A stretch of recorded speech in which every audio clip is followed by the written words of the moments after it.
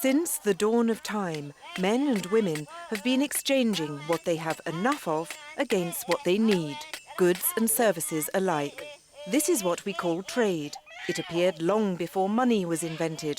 At the time, it was known as barter. Even small children trade. Since time immemorial, trade has enabled individuals and communities to live more comfortably. In a Quechua community in the forests of Ecuador, a blind man has learned to imitate the cries of jungle animals to perfection. He helps hunters by attracting the prey and receives a share in exchange. He's selling a service, and by doing so is able to meet his needs. Human beings everywhere, from the countryside to the most modern cities, are doing the same. They're selling what they can do best or cheaper, and what they get in return helps them to live better. For a long time, trade has been international. Flint tools have been found thousands of miles away from where they were made, not to mention silk and spices, which travelled across 2 continents. Obviously, disagreements will arise from time to time on the terms of trade, and each country has its own laws by which to settle them peacefully. When trade is international, however, and international trade has existed as long as there have been borders, it requires international laws. This is where the WTO comes in. It was created to establish the rules of international trade for the purpose of enhancing human prosperity throughout the world and settling disputes between nations before they degenerated into wars. Taking this computer apart illustrates the interdependence of all countries nowadays. The plastic was manufactured using oil from the Middle East or Latin America. The gold of the electronic circuits comes from Africa or Colombia. The components were assembled in Asia. The design and software are patented in Europe or the United States. The computer code was written by Indian programmers. The same applies to cars and washing machines. My imports are your exports, and vice versa. Trade must be balanced and fair, if only to ensure that your partner can keep paying for your products. By closing its borders to imports, a country merely encourages its partners to do the same. It ends up affecting its own exports and creating unemployment among the very workers it was trying to protect. This is what happened in 1929. Alarmed by the crisis, governments closed their borders in an attempt to protect their workers and their markets, creating a vicious circle.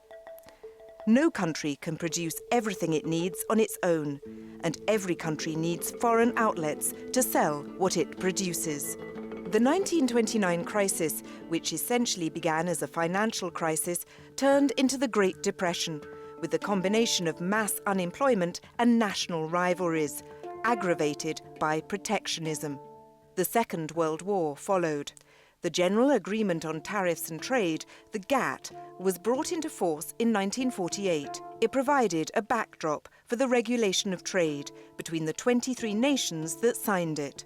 Countries as large as Canada and as small as Cuba agreed on basic principles for the progressive reopening of their economies according to simple principles. Non-discrimination among trade partners, transparency, a voice for all countries in shaping the rules. Half a century later, the Uruguay Round led to the creation of a new international organization, the WTO. In Marrakesh, 120 governments decided to extend these basic rules beyond the realm of trade in goods. Today, the WTO also manages trade in services and intellectual property, and its rules cover trade in agricultural products and clothing as well. The WTO acts as a mediator for the settlement of disputes and regulates trade with a view to sustainable development. Today, more than $15 trillion worth of goods cross borders each year, nearly $2 billion per hour.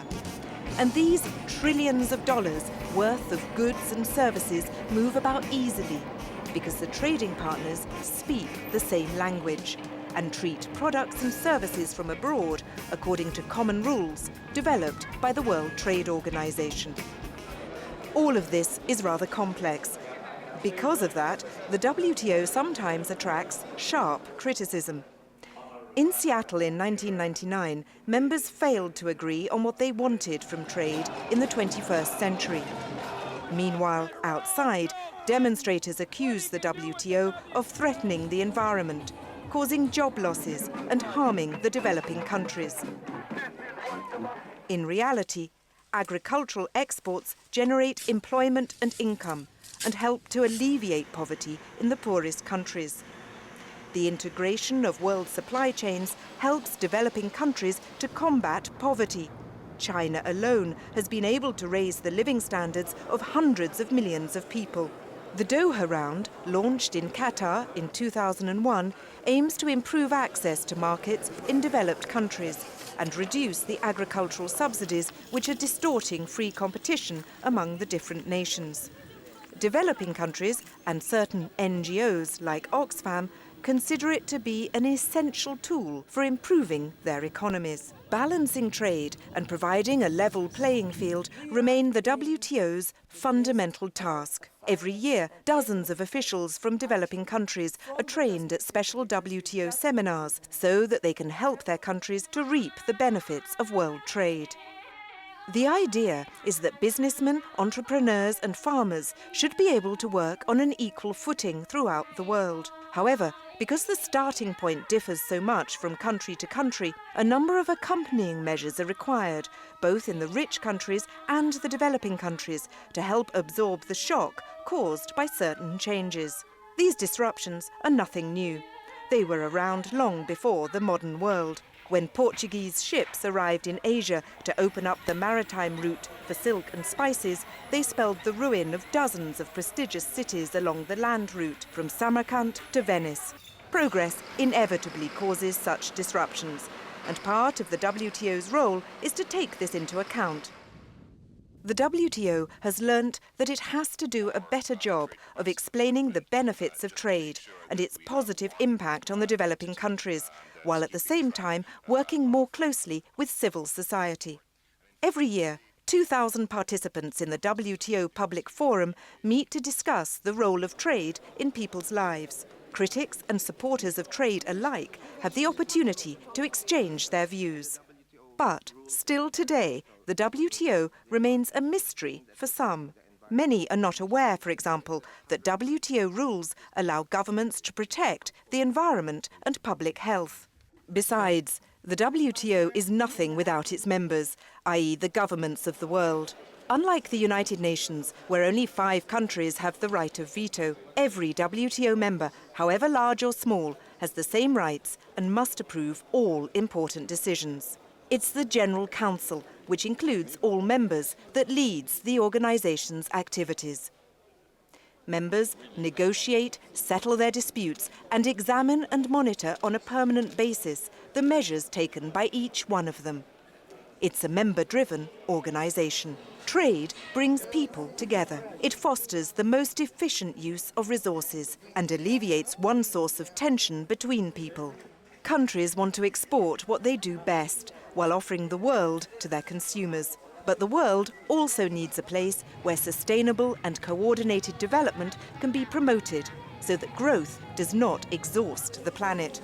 The WTO was created to achieve those complex objectives through a set of rules developed by all and for all. A true foundation for our global and ever-changing world, with its epicentre in Geneva.